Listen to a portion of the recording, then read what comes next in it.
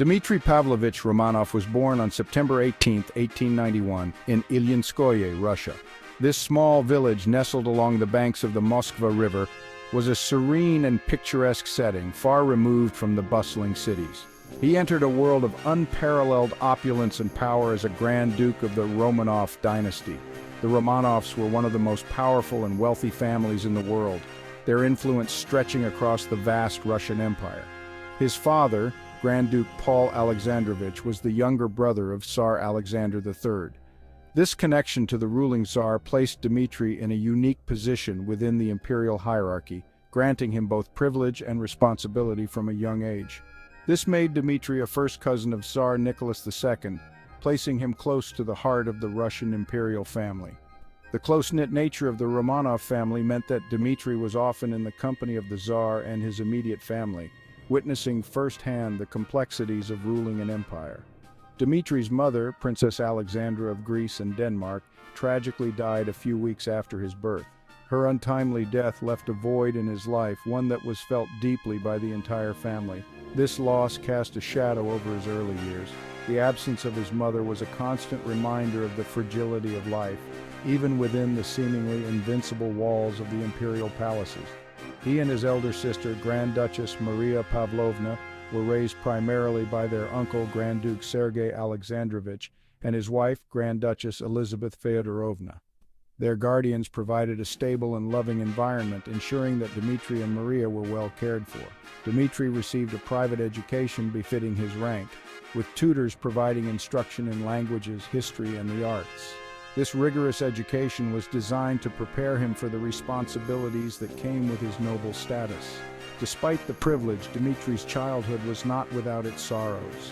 The loss of his mother at a tender age left an indelible mark on his young heart, casting a shadow over his otherwise gilded existence. His father, consumed by grief and later embroiled in scandal due to his morganatic marriage, was emotionally distant. This created a sense of isolation for Dmitri, who often felt adrift in the vast sea of royal expectations and responsibilities. This led Dmitri to seek solace and guidance from his aunt and uncle, Grand Duke Sergei and Grand Duchess Elizabeth. They became his surrogate parents, providing the emotional support and guidance he so desperately needed. Grand Duke Sergei, known for his stern demeanor and conservative views, instilled in Dmitri a strong sense of duty and loyalty to the Tsar and the autocratic principles of the regime. He emphasized the importance of maintaining the status quo and upholding the traditions of the Romanov dynasty. On the other hand, Grand Duchess Elizabeth, renowned for her piety and compassion, nurtured Dmitri's spiritual side, fostering in him a deep sense of faith and a commitment to charitable works. Her influence encouraged him to look beyond the palace walls and consider the needs of the less fortunate. These early influences, coupled with the turbulent political climate of the time, shaped Dmitri's worldview. The early 20th century was a period of significant upheaval in Russia, with growing discontent among the populace and increasing calls for reform.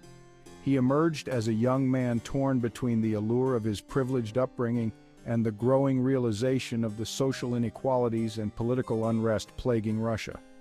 This internal conflict would go on to define much of his later life, as he struggled to reconcile his loyalty to the Romanov legacy with the need for change in a rapidly evolving society. The assassination of his uncle, Grand Duke Sergei, by a revolutionary bomber in 1905 served as a stark reminder of the growing unrest and instability that threatened the Romanov dynasty. This tragic event was a harbinger of the turbulent times that lay ahead for Dmitri and his family, foreshadowing the eventual downfall of the Romanov rule. While Dmitri remained loyal to his cousin, Tsar Nicholas II, he harbored doubts about the Tsar's ability to navigate the complexities of governing a vast and increasingly volatile empire.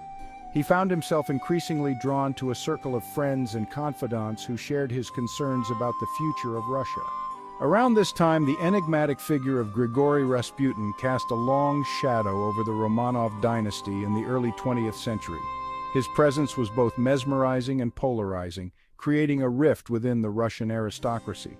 Rasputin, a self-proclaimed holy man, gained unprecedented influence over Tsarina Alexandra, the Tsar's wife, through his purported ability to alleviate the suffering of their hemophiliac son, Alexei. This influence was not just limited to the royal family, but extended into the political sphere, causing unease among the nobility. Rasputin's growing influence, coupled with his scandalous behavior and questionable motives, alarmed many within the Russian aristocracy, including Dmitri. Dmitri Pavlovich, a cousin of Tsar Nicholas II, was particularly concerned about the potential damage Rasputin could inflict on the monarchy. They saw Rasputin as a charlatan who was exploiting the Tsarena's desperation for his own personal gain. His actions were seen as manipulative, and his presence was increasingly viewed as a threat to the stability of the empire. Moreover, they feared that his presence was undermining the already fragile stability of the Tsarist regime. The political unrest and social upheaval of the time only heightened these fears, making the aristocracy desperate for a solution. Dmitri, along with a group of like-minded nobles, including Prince Felix Yusupov and Vladimir Purishkevich, decided to take drastic action. They meticulously planned Rasputin's assassination, believing that his removal was essential for the survival of the monarchy. The plan was fraught with risk, but the conspirators were resolute in their belief that it was a necessary step. In December 1916, they lured Rasputin to the Moika Palace, where they poisoned, shot, and finally drowned him in the Neva River. The assassination was brutal and chaotic, reflecting the desperation and determination of the conspirators. The assassination of Rasputin, while intended to protect the monarchy, ultimately backfired. Instead of stabilizing the regime, it further destabilized the political climate and fueled public outrage against the Tsar and his inner circle. The public saw the assassination as a sign of the monarchy's weakness and corruption, leading to increased calls for reform and revolution. Dmitri, despite his initial belief that he was acting in the best interests of Russia, found himself implicated in a crime that would have far-reaching consequences. The assassination marked a turning point, not just for Dmitri, but for the entire Romanov dynasty, setting the stage for the eventual downfall of the Tsarist regime. The assassination of Rasputin proved to be a catalyst for the tumultuous events that followed. The Russian Revolution of 1917 swept away centuries of Romanov rule, forcing Tsar Nicholas II to abdicate and plunging the country into chaos. Dmitri, implicated in Rasputin's murder and viewed as a symbol of the old regime, found himself in grave danger. Initially placed under house arrest by the provisional government, Dmitri's life hung precariously in the balance. The Bolsheviks, with their radical agenda and thirst for revenge against the aristocracy, posed a direct threat. Escape from Russia became imperative for his survival. In a daring escape orchestrated by British intelligence, Dmitri, disguised as a British officer, fled to Persia. The journey was fraught with danger, a desperate flight across a country on the brink of collapse. He left behind the only world he had ever known, carrying with him the memories of a lost era and the weight of his family's legacy. Dmitri's escape marked the beginning of his life in exile. He would spend the next 3 decades navigating the challenges of displacement, seeking to rebuild his life while grappling with the loss of his homeland and the demise of his dynasty.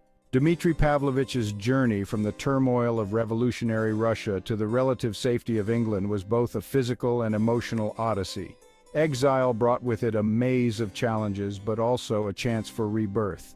In England, Dmitri found a haven where he could start anew, far from the chaos that had engulfed his homeland. However, life in England was not without its difficulties. Dmitri struggled to adapt to a new culture and society, far removed from the opulence and traditions of the Russian aristocracy. Financial constraints and the weight of his past contributed to a life of relative obscurity. Despite the personal and professional hurdles he faced, Dmitri managed to carve out a modest existence. But the years of stress and hardship took their toll on his health. Dmitri's spirit, though unyielding, could not shield his body from the ravages of time and exile. In the twilight of his life, Dmitri's health deteriorated significantly. On March 5, 1942, Dmitri Pavlovich passed away in Davos, Switzerland, where he had been seeking treatment for tuberculosis. His death marked the end of an extraordinary life, shaped by the grandeur of imperial Russia and the harsh realities of exile. His story serves as a poignant reminder of the resilience of the human spirit in the face of profound change and loss. Subscribe if you learned something new.